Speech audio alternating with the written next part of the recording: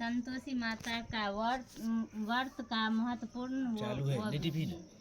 सृष्टि के सभी प्राणियों का कल्याण करने वाले शंकर भगवान के पुत्र श्री गणेश महाराज और माता रिद्धि सिद्धि की पुत्री संतोषी माता विश्व के सभी उपासक स्त्री पुरुषों का कल्याण करती है। अपना व्रत करने तथा कथा सुनने वाले स्त्री पुरुषों के धन संपत्ति से भंडार भरकर संतोषी माता उन्हें पृथ्वी लोक से सबसे बड़े सुख यानी संतोष धन से आनंदित करती है। व्यवसाय में दिन दुगुना और रात चौगुना लाभ होता है। शोक विपत्ति नष्ट होती है और मनुष्य चिंता मुक्त होकर जीवन यापन करता है। संतोषी माता के विधिवत व्रत करने गुड़ और चने का प्रसाद ग्रहण करने से कन्याओं को सुयोग वर मिलता है। स्त्रियों सदा सुहागिनी रहती है। निसंतानों को पुत्र की प्राप्ति होती है। जीवन में सभी मनोकामनाएं संतोषी माता के व्रत की पूरी होती ही बोले संतोषी माता की जय। संतोषी माता का व्रत शुक्रवार को किया जाता है। शुक्रवार को सूर्योदय से पूर्व उठकर स्नान करके मंदिर में जाकर संतोषी माता की पूजा करें। पूजा के साथ एक कलश में ताज़ा जल स्वच्छ जल भरकर रखें। उस कलश पर एक पात्र रखें और उस पात्र में गुड़ और चने भरकर रखें। घी का दीपक जलाकर संतोषी माता की कथा सुने या स्वयं पुस्तक पढ़कर उपस्थित भक्तजनों को व्रत कथा सुनाएं। संतोषी माता की व्रत कथा का सुनते अथवा दूसरों को सुनाते समय गुड़ और भुने हुए चने हाथ में रखें। व्रत कथा समाप्त होने पर संतोषी माता की जय बोलकर उठे और हाथ में लिए हुए गुड़ और चने गाय को खिलाए। कलश में रखे पात्र के गुड़ और चने को प्रसाद के रूप में उपस्थित सभी स्त्रियों पुरुषों और बच्चों को बांट दे। कलश के जलपात्र को घर में कोने कोने में छिड़क कर घर में पवित्र रखे। शेष बचे हुए जल को तुलसी के पौधे में डाल दे। संतोषी माता के व्रत में खटाई किसी भी रूप में प्रयोग नहीं करना चाहिए। संतोषी माता के प्रसाद के लिए 1.25 रुपये के गुड़ और चने बहुत होते हैं, क्योंकि संतोषी माता अपने भक्त के 1.25 रुपये के गुड़ और चने से प्रसाद को बहुत पसंद करती है। संतोषी माता भक्तों को मनोकामनाएं और बहुत महत्व देती है। सच्चे हृदय से व्रत करने वाले स्त्री पुरुषों की मनोकामनाएं संतोषी माता बहुत जल्दी पूरी करती है। संतोषी माता की अनुकंपा से सब व्रत करने वाले स्त्री पुरुष की मनोकामना पूरी हो जाए तो उसे व्रत का उद्यापन करनी चाहिए। उद्यापन में 2.5 सेर गेहूं के आटे की पूरी, हलवा, खीर व चने की साग, किसी भी वस्तुओं में खटाई का प्रयोग न करें। उद्यापन के दिन विधिवत घी का दीपक जलाकर संतोषी माता का पूजा करें, फिर आरती करें। बाद में गुड़ और चने का प्रसाद बांटे। कलश में भरे जल को घर में छिड़ककर घर को पवित्र करें। उसके बाद घर परिवार के 8 छोटे लड़कों को भोजन कराए। घर परिवार के लड़के न मिले तो आसपास के लड़के को बुलाकर भोजन कराए। ब्राह्मण के लड़कों को बोलो संतोषी माता की जय भी बुलाकर भी भोजन करा सकते हैं। भोजन के बाद दक्षिणा में लड़कों को रुपये पैसे न देकर कोई फल देना चाहिए, लेकिन फल खट्टा नहीं होना चाहिए। व्रत करने वाले स्त्री पुरुषों को दिन में 1 बार ही भोजन करना चाहिए। बोलो संतोषी माता की जय। संतोषी माता की व्रत कथा। कंचनपुर नगर में एक बुढ़िया रहती थी। उस बुढ़िया के 7 बेटे थे। सभी का विवाह हो चुका था। 6 बड़े बेटे को काम करते थे, लेकिन 7वां बेटे अभी कोई काम नहीं करता था। सुबह उठकर स्नान से निवृत्त होकर 6 बेटे रसोइयों में बैठकर भोजन करते और फिर अपने काम में चले जाते थे। बुढ़िया उन बेटों को अपने हाथ से खीर, पूरी, हलवा आदि बढ़िया व्यंजन बनाकर खिलाती थी। 7वां बेटे खूब धूप निकलने पर बिस्तर छोड़कर उठता था, फिर स्नान करके भोजन के लिए रसोई में जाता था। बुढ़िया दूसरे बेटों को बचा हुआ खाना एक थाल में रखकर उसे दे देती थी। 7वें बेटे सभी भोजन को खुशी होकर खा लेता था। भोजन करके वह घर से निकल जाता और अपने दोस्तों के साथ घूमता फिरता। इस तरह मौज मस्ती से अपना दिन व्यतीत हो रहे थे। उसकी पत्नी बार बार उसे कोई भी काम करने के लिए कहती थी तो लेकिन वह हंसकर कहता था, अरे बहुत बार क्यों काम के लिए कहती हो? कितने मज़े से दिन गुजर रहे हैं। माँ कितनी बढ़िया व्यंजन बनाकर खिलाती है। तब उसकी पत्नी क्रोधित होकर कहती है, माँ तुम्हें बढ़िया व्यंजन बनाकर खिलाती है, बल्कि सबका बचा जूठा भोजन खिलाती है। यदि तुम्हें मेरे बात पर विश्वास नहीं हो तो किसी दिन छिपकर स्वयं अपनी आँखों से देख लेना। अपनी पत्नी की बात पर उसने यकीन न था, लेकिन एक दिन इस बात की सच्चाई जानने के लिए निर्णय करके वह सिर दर्द के बहाना बनाकर एक चादर ओढ़कर रसोई में सो गया। थोड़ी देर बाद उसकी माँ ने अपने बेटों को खीर, पूरी, हलवा आदि बनाकर खिलाए। भोजन के बाद उन्हें लड्डू खाने को दिए। भोजन के बाद करके वे अपने काम में चले गए। उनके जाने के बाद बुढ़िया ने उनकी थाली में बचे भोजन को एक थाली में रखा। बचे हुए लड्डुओं के टुकड़ों को एक पात करके दोबारा लड्डू बनाए। उसके बाद बुढ़िया ने 7वें बेटे को भोजन करने के लिए कहा।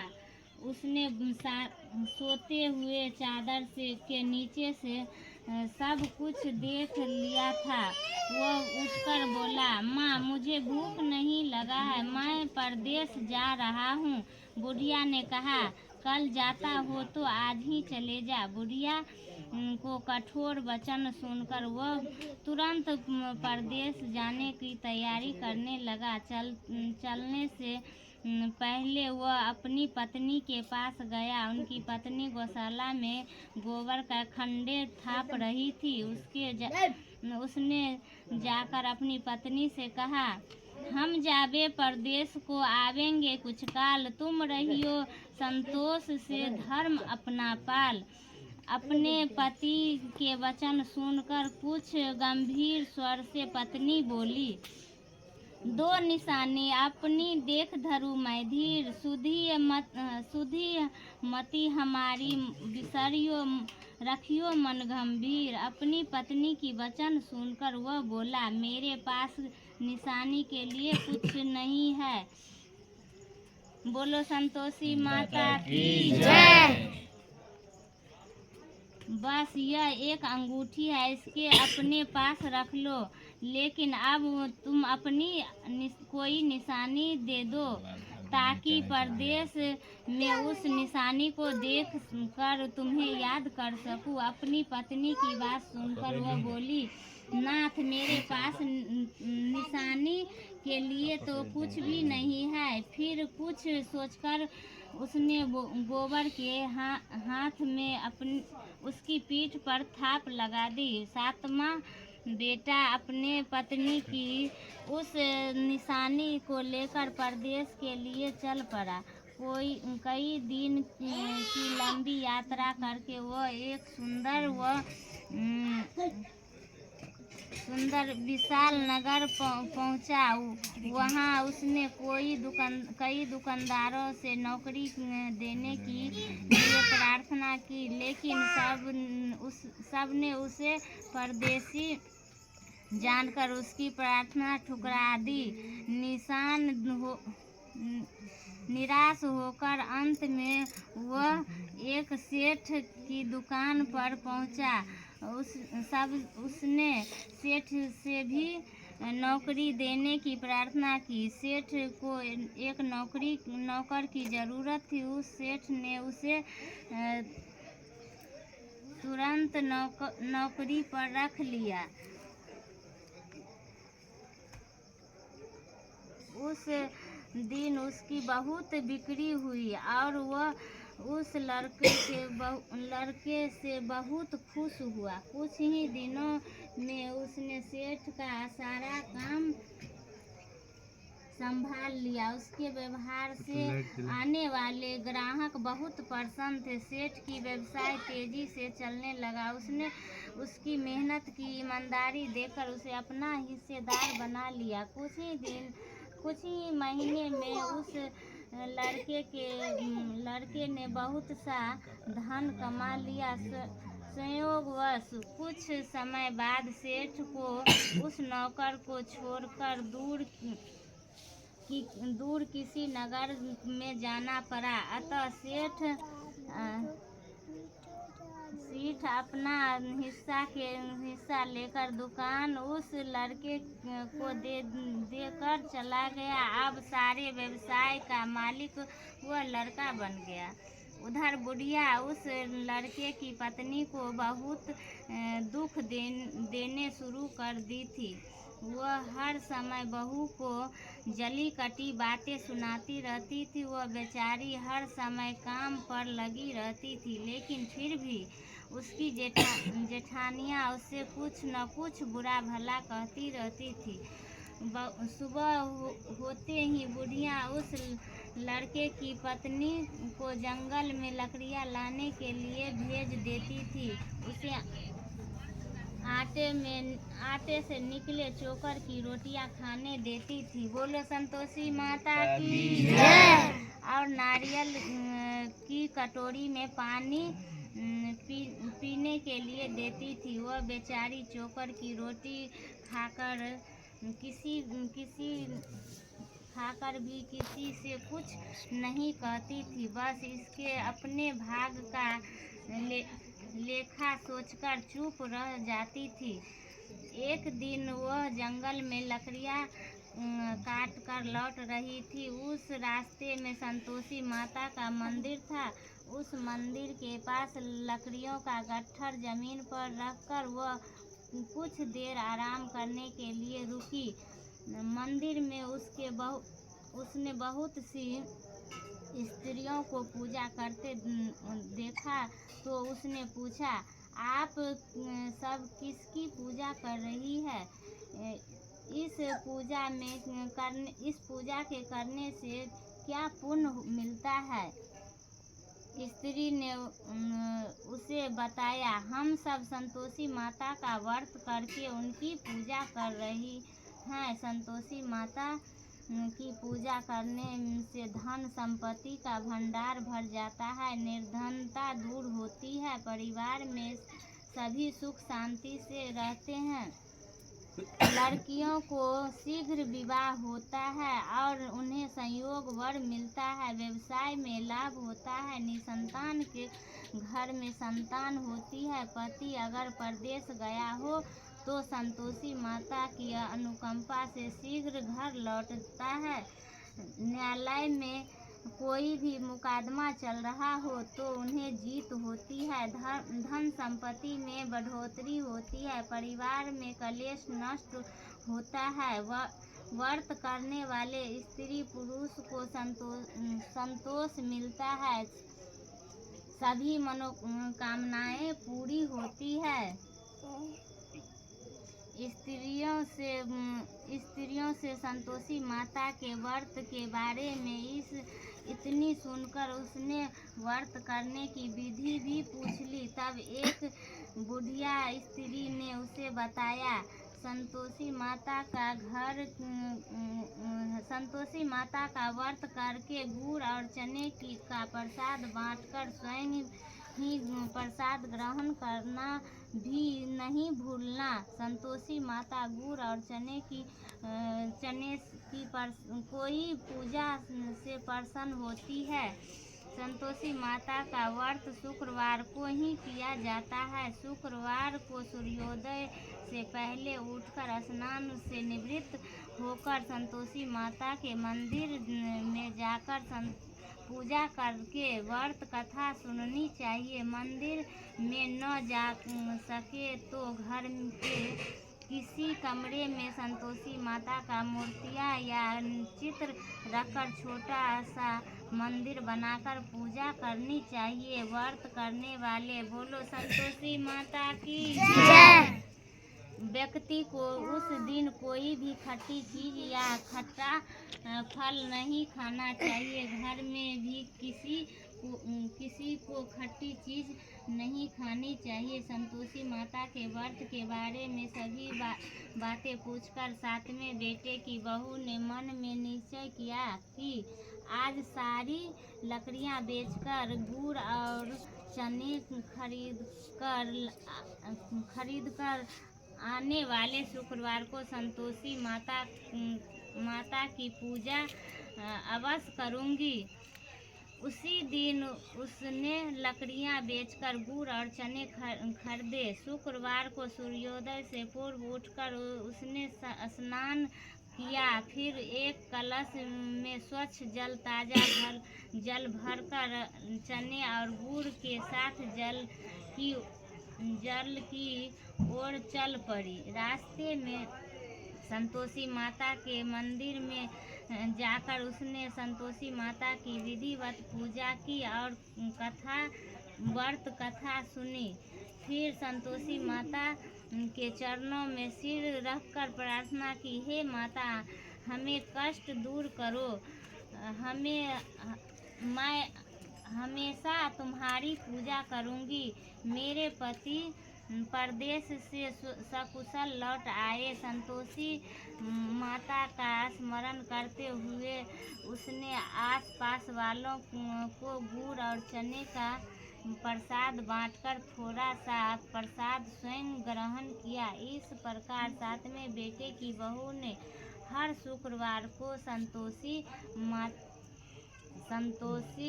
माता का विधिवत व्रत करना आरंभ कर दिया। दूसरे शुक्रवार को उसने व्रत किया तो उसके पास पति का पत्र आ गया। तीसरे शुक्रवार पति का भेजा हुआ रुपया आ गया। इस पर घर के लोग इससे ईर्ष्या करने लगे। जेठानियां ताने देने लगी, अरे अब तो पति के पत्र आने लगे, रुपया भी आने लगे हैं। घर में बच्चे भी बार बार कहने लगे, अब तो चाची के पास रुपया आने लगा है, अब तो चाची किसी से सीधे मुंह से बात भी नहीं करेगी। वह बेचारी सब के ताने सुनकर चुप रह जाती थी। वह हर शुक्रवार को संतोषी माता के मंदिर में व्रत करने और कथा सुनने के बाद उसके चरणों में सिर रखकर प्रार्थना करती थी, हे माता, मैंने आपसे धन नहीं मांगा। बोलो संतोषी माता की जय। मैंने तो अपने पति के सकुशल लौटने की प्रार्थना की थी। एक दिन उसकी प्रार्थना सुनकर संतोषी माता ने प्रसन्न होकर कहा, जा बेटी, तेरी मनोकामनाएं पूरी होगी। तेरा पति शीघ्र ही घर लौटेगा। वह बेचारी संतोषी माता के वचन सुनकर खुशी खुशी घर लौटी। उधर सातवां बेटे दुकानदारी में इतना व्यवसाय हो चुका था कि उसकी पत्नी और घर के कोई स्मरण नहीं करता था। दुकान के काम से उसे फुर्सत ही नहीं मिलती थी। संतोषी माता उस बेटे की इतनी व्यस्तता देखकर बहुत परेशान हुई। तब बहुत सोचकर संतोषी माता ने उस बेटे की स्वप्न में दर्शन देकर कहा, धनी साहूकार सो रहा या जाग रहा? वह बोला, हे माता, मैं जागा नहीं रहा और सोया भी नहीं रहा, आप मेरे लिए आज्ञा करें। संतोषी माता ने कहा, तूने परदेश में आकर इतना धन कमाया, पर क्यों तुझे अपनी पत्नी का भी कोई स्मरण है? उसने कहा, हे माता, मुझे अपनी पत्नी का तो स्मरण है, लेकिन इस दुकान से कोई जाने की मुझे अवकाश नहीं मिलती है। अब देखो न, सारा रुपया व्यवसाय में लगा हुआ है। जब तक सारा रुपया वापस नहीं आ जाता, मैं अपने घर कैसे जा सकता हूँ? संतोषी माता ने कहा, कल सुबह उठकर संतोषी माता के नाम लेकर घर में घी का दीपक जलाकर पूजा करना और फिर दुकान पर जाकर संतोषी माता के नाम का दीपक जलाकर प्रणाम करके काम शुरू करना।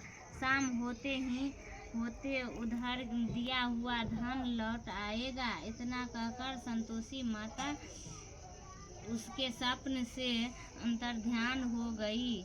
सुबह उठकर उसने अपने मित्रों से स्वप्न की बात कही।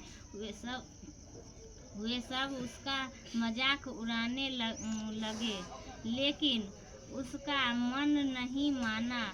उसने संतोषी माता का पूरा विश्वास करके मंदिर में जाकर घी का दीपक जलाया। दुकान पर भी दीपक जलाकर संतोषी माता का स्मरण कर काम शुरू किया। उस दिन संतोषी माता की अनुकंपा से सचमुच चमत्कार हो गया। उधर सामान ले गए लोग जल्दी रुपया। बोलो संतोषी माता की जय।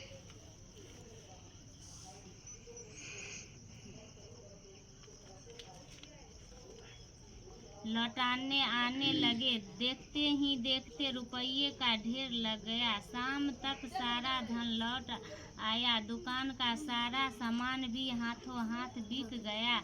तब संतोषी माता को नमस्कार करके वह अपने घर लौटने की तैयारी करने लगा। उधर सातवें बेटे की पत्नी प्रतिदिन की तरह जंगल से लकड़ियां काटकर घर की ओर लौट रही थी। लकड़ियां का बोझ अधिक होने के कारण उसने मंदिर के पास गट्ठर उतारकर मंदिर के चबूतरे पर बैठकर थोड़ा सा विश्राम किया। उसे दूर से धूल उड़ती दिखाई दी। उसने संतोषी माता से पूछा, हे माता, आज यह धूल कैसी उड़ रही है? माँ ने प्रसन्न होते हुए कहा, आज तुझे तेरी पूजा का फल मिलेगा। तेरा पति परदेश से लौट रहा है। यह धूल उसके लौटने से उड़ रही है। अब तू इन लकड़ियों की 3 हिस्से कर। एक हिस्सा नदी के किनारे रख, दूसरा हिस्सा मंदिर में रख दे और तीसरे हिस्से को सिर पर रखकर घर ले जा। तेरा पति लकड़ियाँ देखकर रुकेगा, लकड़ियाँ जलाकर भोजन बनाकर खाएगा और फिर घर जाएगा। तू घर पहुंचकर लकड़ियाँ का गट्ठर आंगन में डालकर कहना, सासू जी लकड़ियाँ का गट्ठर ले आई हूँ, चोकर की रोटी और नारियल की कटोरी में पानी दे दो। फिर पूछना, आज घर में कौन मेहमान आया है। संतोषी माता की बात सुनकर वह खुश होती हुई घर की ओर चल पड़ी।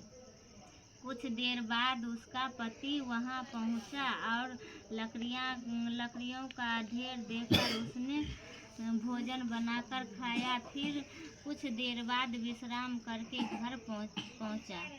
उधर बहू ने लकड़ियों का गट्ठर जमीन पर डालते हुए जोर से आवाज लगाई, सासू जी लकड़ियाँ ले लो, चोकर की रोटियां दे दो, नारियल की कटोरी में पानी दे दो, आज घर में कौन मेहमान आया है। यह सुनकर उसकी बुढ़िया सास बोली, बहू ऐसा क्यों कहती हो, तेरा पति ही तो परदेश से आया है। बोलो संतोषी माता की जय। नहा धोकर मीठी खीर खा, नए कपड़े पहन, पति के पास बैठ। उसके पति ने कमरे की खिड़की से सब कुछ देखा और सुना। उसने कमरे से बाहर आकर भिखारी की तरह खड़ी अपनी पत्नी को देखकर कहा, माँ यह औरत कौन है। माँ ने कहा, बेटे ये तेरी बहू है, जब से तू परदेश गया है तभी से इसने ऐसा हालत बनाया है। सारा दिन गांव में ऐसी ही जानवरों की तरह घूमती फिरती है, घर में कोई काम नहीं करती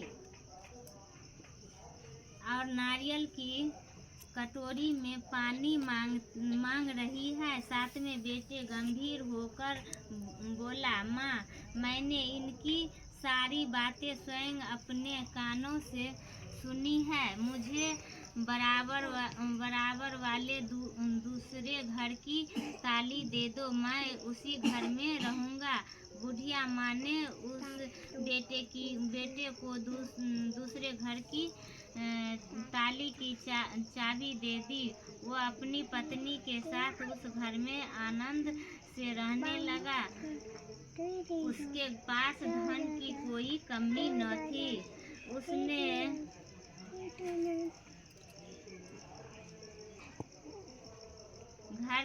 घर को महल जैसा सुंदर बना दिया। अगले शुक्रवार को उसकी पत्नी ने कहा, प्राणनाथ मैं संतोषी माता का व्रत करती हूँ। संतोषी माता की अनुकंपा से ही मेरे सब काम पूरे हुए हैं। अब मैं व्रत का उद्यापन करना चाहती हूँ। पति ने कहा, अवश्य उद्यापन करो, मैं उद्यापन के लिए सब सामान एकत्र करता हूँ। बहू ने अपनी जेठानियों के लड़कों को भोजन के लिए बुलाया। सभी जेठानियाँ उसकी धन संपत्ति और वैभव से ईर्ष्या करने लगी थी। जेठानियाँ ने अपने बच्चों को सिखा दिया कि तुम भोजन के समय खटाई चीज़ें मांगना।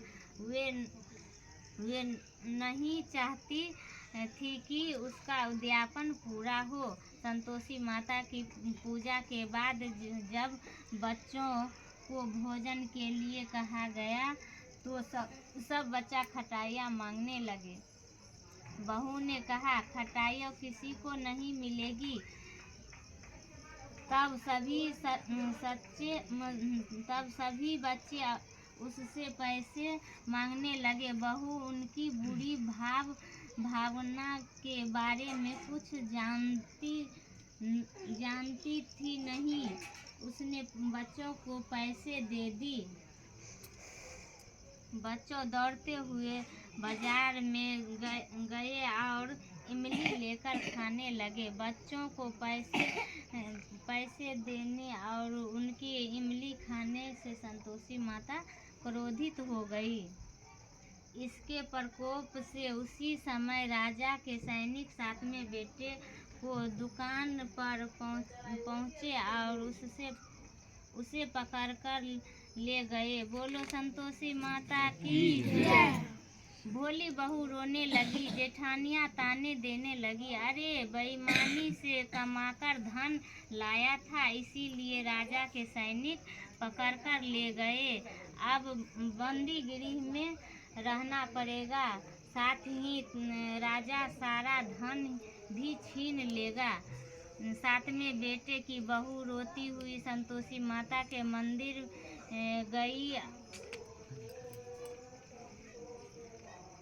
गई। उसके चरणों में सिर रखकर प्रार्थना करने लगी।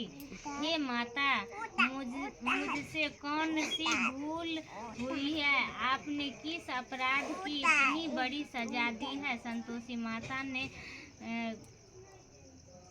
तुरंत प्रकट होकर कहा, बेटी, तूने उद्यापन में बच्चों को पैसे देकर बहुत बड़ी भूल की है। उन पैसों से बच्चों ने खटाई खाकर तेरे व्रत को नष्ट किया है। बहू रोते रोते बोली, माँ, मुझे क्षमा कर दो। मैं बच्चों की बातें में यह सब भूल गई थी। अब मैं दोबारा उद्यापन करूंगी, अब कोई भूल नहीं करूंगी। संतोषी माता ने कहा, जब तू सब भूल गई थी, अब मैं दोबारा विधिवत उद्यापन करेगी तो तेरी मनोकामनाएं अवश्य पूरी होगी। मंदिर से घर लौटते हुए रास्ते में उसे उसका पति वापस आता हुआ मिल गया। बहू ने पूछा, राजा के सैनिक आपको क्यों पकड़कर ले गए थे? वो हंसते हुए बोला, मैंने इतना धन कमाया था, उनका टैक्स नहीं दिया था, इसीलिए राजा ने मुझे बुलाया था। अगले शुक्रवार को उद्यापन के लिए बहू ने लड़कों को भोजन के लिए बुलाया। उधर जेठानिया ने पुनः अपने लड़कों को भोजन के लिए खटाई मांगने के लिए सिखा दी। संतोषी माता की पूजा के बाद गुड़ और चने का प्रसाद बांटकर बहू ने स्वयं प्रसाद ग्रहण किया।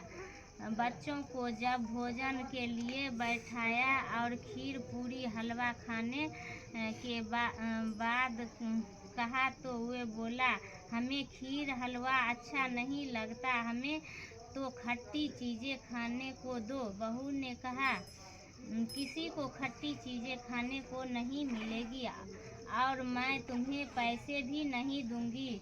खीर पूरी हलवा खाना हो तो खाओ। बच्चों नहीं माने तो उस बच्चों को भगाकर ब्राह्मण के बच्चों को बुलाकर भोजन कराया। बोलो संतोषी माता की जय। दक्षिणा में उन बच्चों को मीठे फल खाने को दिए। उसने उद्यापन से संतोषी माता बहुत प्रसन्न हुई। उसकी अनुकंपा से बहू शीघ्र ही गर्भवती हुई। 10वें महीने में उसने एक सुंदर पुत्र का जन्म दिया। बहू प्रतिदिन उस बेटे को लेकर संतोषी माता के मंदिर जाने लगी। कुछ दिनों के बाद संतोषी माता ने सोचा, मैंने इसे जीवन के सभी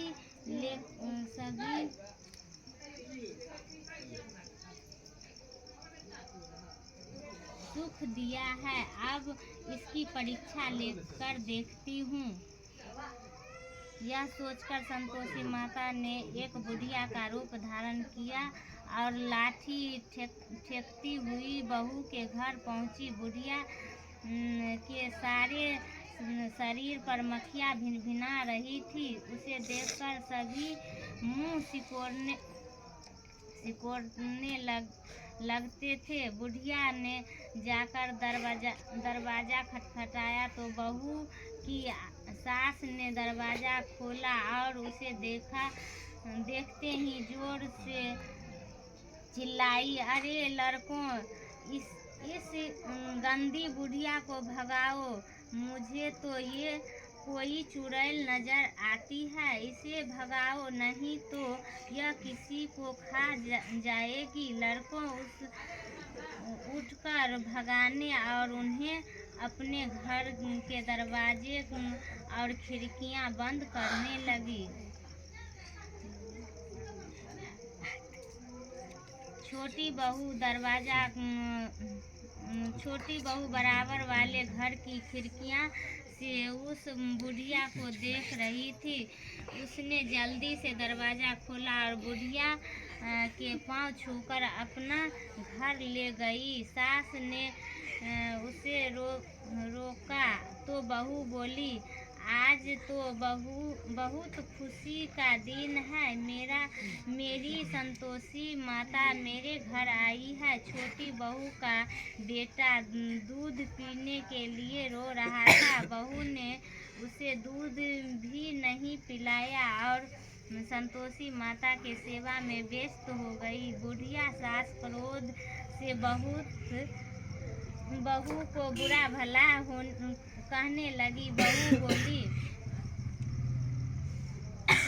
सासू माँ, आज मेरी संतोषी माता मेरे घर आई है। इनका व्रत करने से ही मेरा घर में इतनी खुशियाँ छाई है। इतना सुनते ही सब उस बुढ़ियों के पास दौड़े हुए आए और उनके पांव छूकर क्षमा मांगते हुए बोले, माँ, हमें क्षमा कर दो, हमें आपको पहचाना नहीं, मैं बहुत भूल की। हम आपके व्रत की विधि नहीं जानते थे माता। अब हम भी बोलो संतोषी माता की जय। आपका व्रत किया करेंगे। उन लोगों की प्रार्थना सुनकर बुढ़िया का रूप धारण किए हुए संतोषी माता प्रसन्न हुई और उन्होंने संतोषी माता के व्रत की विधि बताई। बुढ़िया के व्रत की विधि जानकर संतोषी माता के व्रत करने से उन सबकी मनोकामनाएं पूरी हुई। उनके घर में धन की वर्षा होने लगी। बुढ़िया के सभी बेटों का व्यवसाय खूब तेजी से चलने लगा। धन संपत्ति के भंडार भरने लगे। संतोषी माता का व्रत करने और व्रत कथा सुनकर गुड़ और चने की प्रसाद खाने वाले की सभी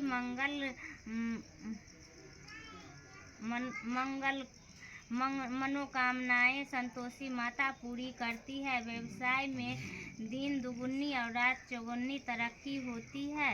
निसंतान स्त्रियों को पुत्र की प्राप्ति होती है और संतोषी माता की विधिवत व्रत करने वाली कुमारी कन्याओं को मनचाहा सुंदर वर संयोग वर मिलता है। बोलो संतोषी माता की जय।